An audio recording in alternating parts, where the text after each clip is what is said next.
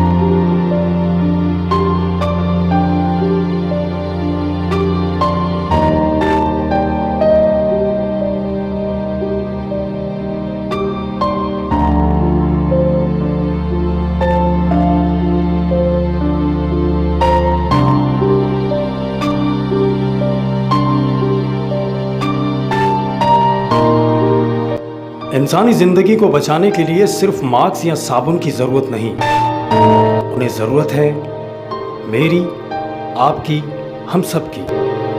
Lockdown में अपने हमसायों का ख्याल रखें और एहतियाती तदाबीर अपनाएं।